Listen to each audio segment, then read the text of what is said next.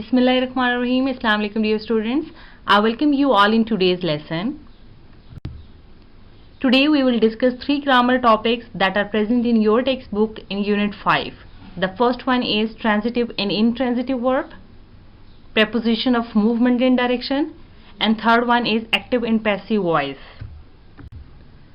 First we will discuss transitive and intransitive verb. A sentence with transitive verb has subject, verb and a direct object. For example, Imran is writing a letter. Imran is directly receive a direct object in the form of a letter. On the other hand, intransitive verb only has subject and verb.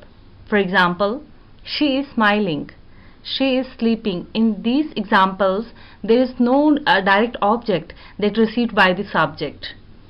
I have made a detailed video on transitive and intransitive verb. Here I share a link with you. Do watch, listen and comprehend well. After listening the tutorial attentively, come to the textbook Unit 5, page number 61. You have to do part A and B of grammar section on book. Part A is pick out the verb in each sentence and state whether it is transitive or intransitive.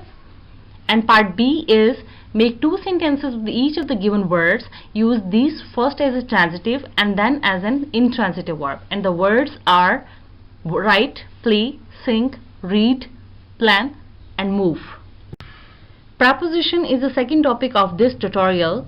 A preposition is a word and almost always a very small, very common word that shows direction. For example, he sent a letter to you. To is showing direction. It shows location. For example, at the door. It shows time. For example, by noon. It also introduces an object. For example, a basket of apples. Prepositions are typically followed by an object which can be a noun phrase or a pronoun. The most common prepositions are at, by, for, from, to, in, of, on, with, above, before, behind, below, beside, between, through, across and many more. Now we will discuss preposition of movement and direction. This is basically your specific topic of today's lesson. Prepositions of movement and direction are used to show movement from one place to another place. Both preposition of movement and direction are same as preposition of place or location. These prepositions are most often used with verbs of motion and are found after the verb. For example, come to the table, please. The picture hangs above my bed. The cat ran after the dog. He looks up at the sky. Take the chair to the wall, please.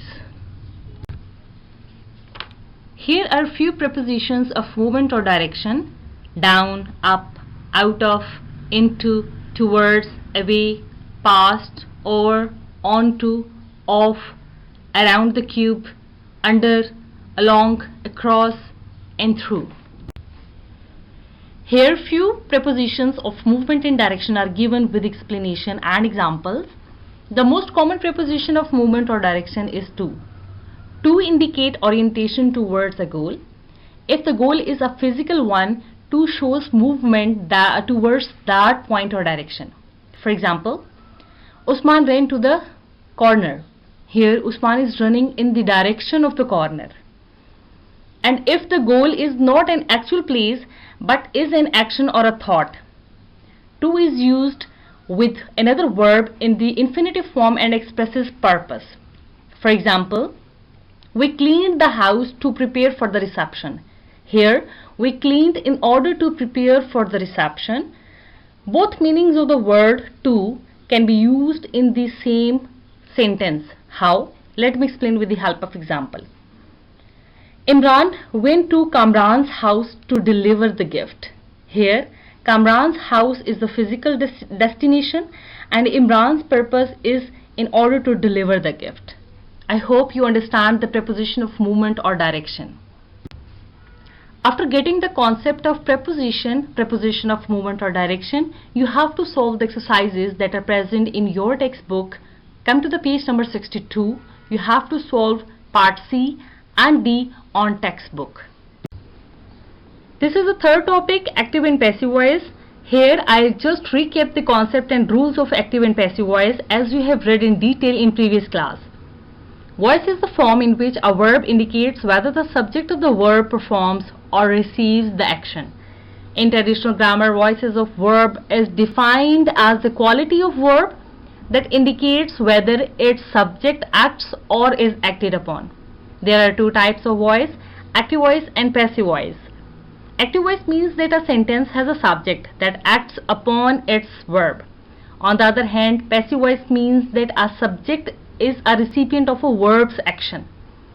The active voice is the normal voice.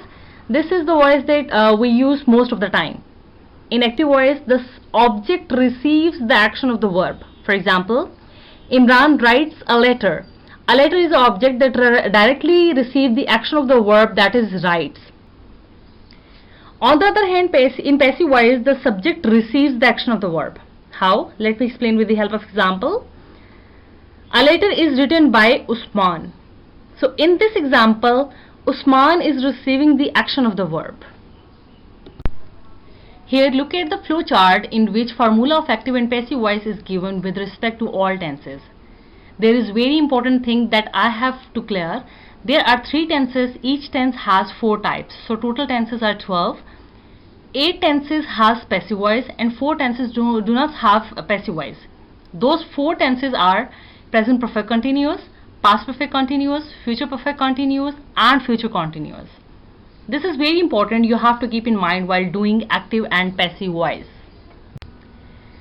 There is another flow chart in which conversion rules of auxiliary verbs are mentioned.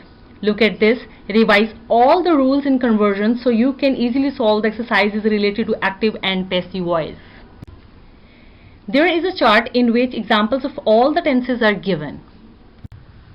After the revision of the rules of active and passive voice, come to the textbook Unit 5, page number 63. You have to solve the exercise E on the textbook after understanding the concept of active and passive voice.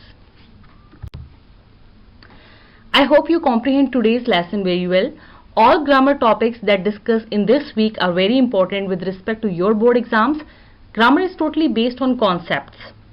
So don't cramp the rules, rather you have to implement these rules practically. Nothing is difficult and impossible. Practice makes a man perfect and grammar needs practice. That's all. Thank you.